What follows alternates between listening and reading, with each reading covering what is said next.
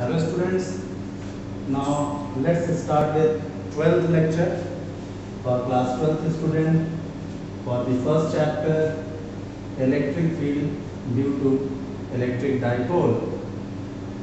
इसके पिछले lecture 11th lecture में हम लोगों ने डिस्कस किया था कि किसी डाइपोल के एक्सियल पॉइंट पे एक पॉइंट ए हमने चूज किया था और यहाँ पे नेट इलेक्ट्रिक फील्ड निकाला था। इस लेक्चर में हम लोग इक्वेटोरियल लाइन में on the equator of dipole, मैंने बताया था आपको कि डाइपोल के मिडिल पॉइंट से एक लाइन बनाइए जो कि डाइपोल के एक्सिस से परपेंडिकुलर हो। आप देख सकते हैं 90 डिग्री का एंगल बना हुआ है। तो ये जो लाइन होती है इसको हम इक्वेटर या इक्वेटोरियल लाइन बोलते हैं। अब इस लाइन पे कहीं भी कोई पॉइंट हो, हम आर डिस्टेंस पे पॉइंट चूज करेंगे जैसे हमने इक्वेटर के लिए एक्सिस पे लिया था। एक्सियल लाइन को डिलीट कर देते हैं, रब कर देते हैं। अब इस इक्वेटोरियल लाइन पे हम किसी भी एक चूजन पॉइंट पे एक पॉइंट कहीं भी चूज कर लेते हैं। जैसे यहाँ पर हम लोगों ने एक पॉइंट चूज किया जो सेंटर ऑफ द डाइपोल जो है इस पॉइंट से आर डिस्टेंस पे है। इस डिस्टेंस को हम आर कंसीडर करते हैं। इस आर डिस्टेंस पे पॉइंट ए माना, इस पॉइंट ए पे हमें इलेक्ट्रिक फील्ड निकालना है। अब देखिए कॉन्सेप्ट्स वही रहेंगे जो हमने एक्सियल लाइन पे लगाया। Application of Coulomb's law for multiple charges आपको याद होगा। तो यहाँ दो पॉइंट चार्जेस हैं प्लस क्यू और माइनस क्यू। इन दोनों की वजह से इस पॉइंट ए पे नेट इलेक्ट्रिक फील्ड क्या होगा। प्लस क्यू की वजह से जैसा कि पहले बताया गया, इस पॉइंट से इस लाइन को ज्वाइन करेंगे और किधर होगा, अवे होगा, इस तरफ होगा। E plus vector, E plus vector क्या है, वह वेक्टर, वह इलेक्ट्रिक फील्ड जो प्लस क्यू के चार्ज की वजह से ए पॉइंट पे है। इसका डायरेक्शन कैसे होगा, away from the positive charge होगा। Similarly negative charge minus q की वजह से ए पे किधर होगा electric field, along the line joining but towards the charge होगा। इसको हम ई माइनस वेक्टर का नाम देते हैं। अब नेट इलेक्ट्रिक फील्ड इन दोनों वेक्टर्स का वेक्टर सम होगा, तो वेक्टर सम निकालना होगा हमें। वेक्टर सम निकालने के दो तरीके हैं, या तो आप parallelogram law of vector addition लगाएं इन दोनों का रिजल्टेंट निकालने के लिए, और या फिर आप रिजोल्यूशन ऑफ वेक्टर का कॉन्सेप्ट लगाएं। Either way we can do it. तो अभी हम पैरेललोग्राम लगा लेते हैं या रिजोल्यूशन भी लगा सकते हैं। देखिए पैरेललोग्राम से अगर आप करेंगे तो ऐसे एक पैरेललोग्राम कंप्लीट करेंगे जिसमें ई माइनस और ई प्लस ये दोनों वेक्टर्स पैरेललोग्राम के एडजेसेंट साइड्स होंगे, दोनों का टेल कॉमन पॉइंट से होगा। और अब इस पॉइंट से इस अपोजिट वर्टेक्स को जब ज्वाइन करते हैं तो ये हमें नेट इलेक्ट्रिक फील्ड वेक्टर मिल जाता है। इसे हम ई नेट वेक्टर कह सकते हैं। एक तरीका तो ये है। दूसरा तरीका है कि हम ई प्लस वेक्टर को along the axial along the equatorial line और इस डायरेक्शन में हॉरिजॉन्टल और वर्टिकल डायरेक्शन में इसको दो कंपोनेंट्स में इसको हम रिजॉल्व कर लें। इसी तरह ई माइनस वेक्टर को भी हम हॉरिजॉन्टल और वर्टिकल में रिजॉल्व कर लें। दोनों वर्टिकल कंपोनेंट्स कैंसिल हो जाएंगे इक्वल एंड अपोजिट होने की वजह से, और हॉरिजॉन्टल कंपोनेंट्स ऐड हो गए, यही ई नेट वेक्टर देंगे। तो दो तरीके हैं, एक तो यह डायरेक्ट मेथड है और दूसरा रिजोल्यूशन से। फिलहाल हम लोग इसी मेथड को फॉलो कर लेते हैं। तो अब देखिए इस एंगल को हम लोग मान लेते हैं थीटा। यह एंगल अगर थीटा होगा तो यह एंगल भी थीटा होगा, सिमेट्री से आप देख सकते हैं। अब यह एंगल यदि थीटा है तो आप देखिए ये लाइन ई नेट का जो डायरेक्शन है और एक्सिस ऑफ डाइपोल ये दोनों पैरेलल है। पैरेलल है तो ये एंगल इसके बराबर होगा। अगर इस लाइन को हम ट्रांसवर्सल ट्रीट करें तो कॉरेस्पॉन्डिंग एंगल्स हैं, थीटा थीटा बराबर होगा। उसी प्रकार से अगर ये थीटा है तो ये भी थीटा होगा, क्योंकि ये इसके पैरेलल है तो ये दोनों अल्टरनेट एंगल्स हैं, अल्टरनेट इन लीनियर एंगल्स भी बराबर होते हैं आपस में। तो देखा जाए तो E प्लस वेक्टर और E माइनस वेक्टर के बीच थीटा प्लस थीटा यानी 2 थीटा का एंगल बनता है, क्योंकि किसी भी दो वेक्टर का रिजल्टेंट निकालने के लिए parallelogram law of vector addition यदि अप्लाई करते हैं तो हमें एक cos थीटा का टर्म आता है जिसमें थीटा क्या होता है, angle between the two vectors. तो यहाँ वो एंगल 2 थीटा के बराबर है। तो अब यदि हम E नेट निकालना चाहते हैं तो E नेट वेक्टर क्या होगा, अंडर रूट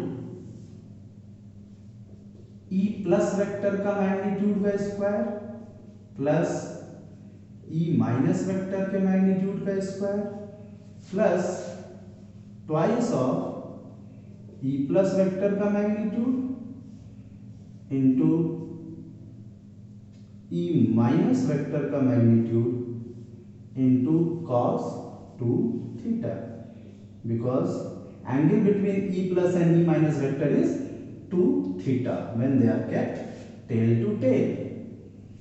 आपको पहले ही बताया कि दो वेक्टर के बीच का एंगल कौन सा एंगल होता है, जब दोनों वेक्टर को टेल टू टेल रखते हैं तो जो एंगल बनता है।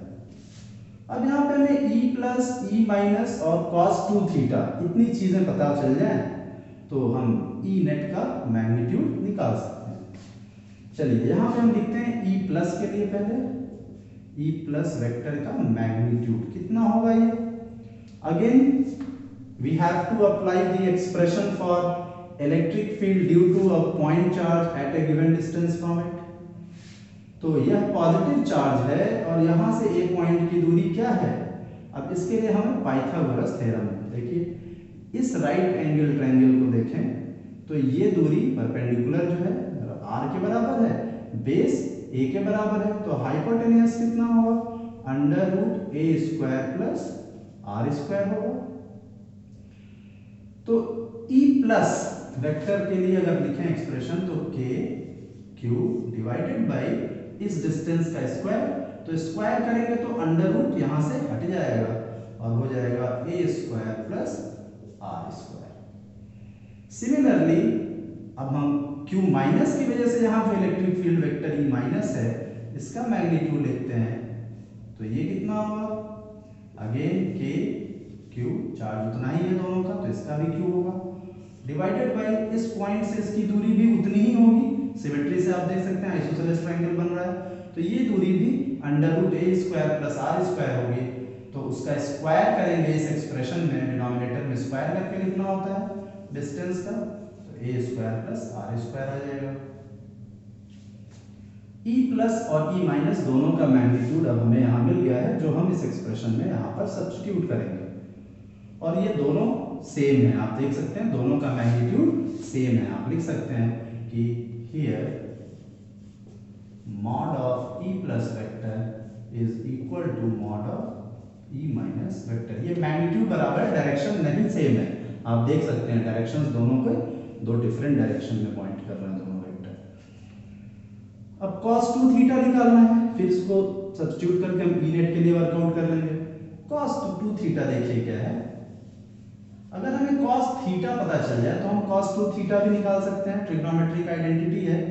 cos 2 theta is equal to 2 cos square theta minus 1, ये एक्सप्रेशन है। तो cos थीटा की वैल्यू हमें यहां पता चल जाती है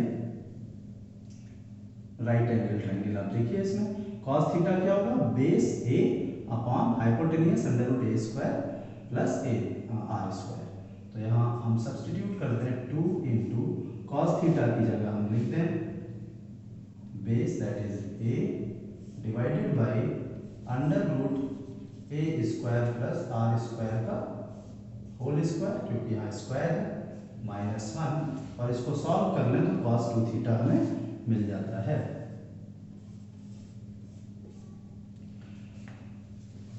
चलिए अब यहाँ पे हम इस वैल्यूज को सब्स्टिट्यूट करेंगे, cos थीटा को चाहे तो यहाँ पे वर्कआउट कर लें पूरी तरह से, इसे अभी रहने देते हैं, इसकी वैल्यू वैल्यू यहाँ सब्स्टिट्यूट कर लेते हैं पहले। E net magnitude is equal to under root, देखिए इन दोनों का ही मैग्नीट्यूड सेम है, तो वैल्यू सब्स्टिट्यूट करें तो हमें क्या मिलेगा यहाँ, k q by a square plus r square, यहाँ भी मिलेगा यहाँ भी मिलेगा, इसका होल स्क्वायर, तो इसको हम ट्वाइस कर देते हैं, ट्वाइस ऑफ दिस ऐड हो जाएगा ये, प्लस ट्वाइस ऑफ, फिर दोनों को मल्टीप्लाई करेंगे तो स्क्वायर हो जाएगा, सेम क्वांटिटी को, ये दोनों क्वांटिटी सेम है आप देख सकते हैं, तो मल्टीप्लाई करेंगे तो k q by a square plus r square का होल स्क्वायर ये भी हो जाएगा। और cos 2 थीटा की वैल्यू अब यहाँ सब्स्टिट्यूट करते हैं यहाँ से, तो जरा देखिए क्या आएगा, एलसीएम ले लीजिए, इसका स्क्वायर करेंगे तो ये अंडर रूट हट जाएगा, ये हो जाएगा ए स्क्वायर प्लस आर स्क्वायर, और ऊपर 2a स्क्वायर बचता है यहाँ, और ये इधर जाएगा एलसीएम लेने के बाद, तो minus a square minus r square, bracket खोलेंगे यहाँ तो माइनस अंदर जाएगा, दोनों टर्म्स के साथ माइनस साइन लगा होगा। ये cos 2 थीटा की वैल्यू है जो यहाँ से हमने सब्स्टिट्यूट की। अब इसको हम सिंप्लीफाई करेंगे तो देखिए यहाँ से 2k ये पूरा ये दोनों टर्म्स कॉमन आ रहे हैं, और दोनों टर्म्स को कॉमन लेंगे तो हमें क्या मिल जाता है, 2k q by a square plus r square whole square, यहाँ पर भी है और इस पूरे टर्म में भी है, दो टर्म्स का एक्सप्रेशन है ये वाला टर्म यहाँ से और यहाँ से ये दोनों कॉमन ले लिया, तो ब्रैकेट में बच जाएगा, यहाँ पर क्या बचेगा 1 बच जाएगा, और प्लस यहाँ पे ये बच जाएगा क्योंकि ये कॉमन ब्रैकेट के बाहर आ चुका है। तो ये हो जाएगा क्या, देखिए 2a square minus a square करेंगे तो a स्क्वायर बचेगा minus r square divided by a square plus r square बचा। अब देखिए यहाँ पे फिर इसको एलसीएम लेके सॉल्व करेंगे, सिंप्लीफाई करेंगे, तो देखिए क्या बनता है आगे, इस एक्सप्रेशन को हम लोग आगे लिख लेते हैं यहाँ पे,